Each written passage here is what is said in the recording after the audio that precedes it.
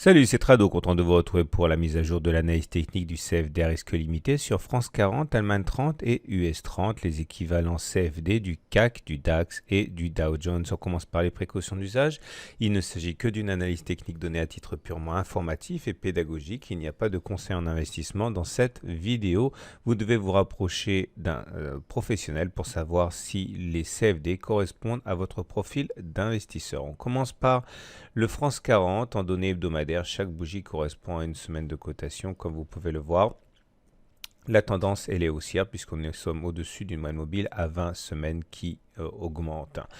Nous sommes également face à un obstacle important, les 5600-5580 zones à l'approche de laquelle les cours ont commencé à refluer.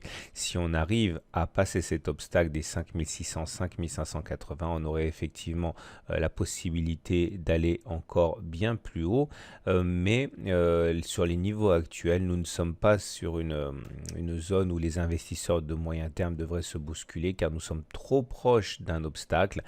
Les investisseurs de moyen terme attendront sans doute davantage que l'on revienne sur les 5110, 5170, zone sur laquelle ils sont déjà entrés auparavant, voire même les 4500, 4580 pour entrer. Pour l'instant, encore une fois, l'obstacle est trop proche pour que les investisseurs de moyen terme s'intéressent à cette zone pour investir. Ceux qui entrent maintenant sont plus des traders de court terme. Vous remarquerez d'ailleurs que le consensus des clients CMC Markets est plutôt vendeur à 61%. On passe à l'unité mensuelle, on est donc en données mois. Chaque bougie correspond à un mois de cotation sur le CAC 40 ici. La tendance n'est pas haussière, elle est plutôt neutre. Vous voyez que la moyenne mobile à 20 mois latéralise, comme ça elle est globalement plate. Et nous sommes venus une fois de plus tester une zone importante, un obstacle ici à 5500-5650. Cette zone est une zone qui s'est révélée infranchissable lors de la dernière année où quasiment 10 impacts ont eu lieu et pourtant à chaque fois la zone a été plus forte. Comme vous pouvez vous en douter, étant donné que ce qui s'est passé généralement est un échec sur cette zone des 5500-5650, il n'y aura pas beaucoup d'investisseurs de long terme qui tenteront leur chance sur le niveau actuel. Ils préféreront soit que l'on revienne sur la zone des 4540-4740, zone sur laquelle le rebond a eu lieu la précédente fois, ou alors même pour les plus patients que l'on revienne sur les 4200-3800 pour voir les investisseurs de long terme rentrer. Troisième option, ils attendront éventuellement que l'on casse cette zone des 5650, c'est-à-dire que l'on efface l'obstacle pour éventuellement investir. Mais sur les niveaux actuels, de la manière dont cela s'est déroulé les précédentes fois, encore une fois, on est trop proche d'un obstacle. On passe à l'Allemagne 30. En données hebdomadaires pour commencer, la tendance est le haussière, vous le voyez bien, on est au-dessus d'une moyenne mobile à 20 semaines qui monte.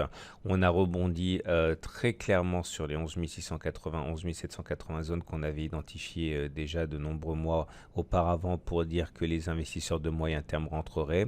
Maintenant, nous sommes au contact d'une sorte de rugosité ici. La zone des 12 400 est difficile à passer, on a déjà échoué. C'est pour cette raison que les investisseurs de moyen terme sans doute se poseront des questions avant d'investir sur les niveaux actuels tant nous sommes proches de résistances importantes. Ils attendront sans doute soit que l'on revienne ou que au moins que l'on se rapproche de la zone des 11 680, 11 780 zones sur laquelle les investisseurs de moyen terme ont redécouvert de l'intérêt à l'Allemagne 30. En données mensuelles, la tendance elle est baissière, vous le voyez, on est en dessous d'une moyenne mobile à 20 mois qui descend. Nous ne sommes pas véritablement sur une zone extrêmement affriolante pour les investisseurs de long terme parce que les investisseurs de long terme sont déjà rentrés sur les alentours de 10 300, 10 600 ici.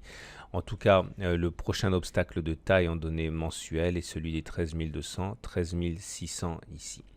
Ceux qui achètent maintenant, vous l'aurez compris, sont plutôt des investisseurs de court terme, puisque les investisseurs de moyen de long terme sont déjà rentrés auparavant, Consensus des clients à peu près neutre, hein, mais légèrement ballottage favorable pour les baissiers puisqu'ils sont à 55% sur l'Allemagne 30. On termine avec l'indice phare américain, l'US 30. Là aussi, en données hebdomadaires, vous voyez que nous sommes exactement sur la zone des 26 500, 26 900, zone qui s'est révélée infranchissable auparavant.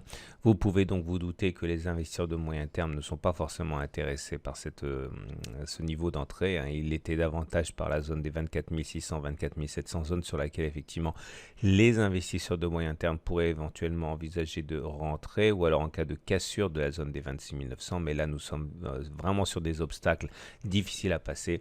Ils ne seront sans doute pas très pressés d'investir sur ces niveaux. D'ailleurs, le consensus des clients est plutôt vendeur à 71%.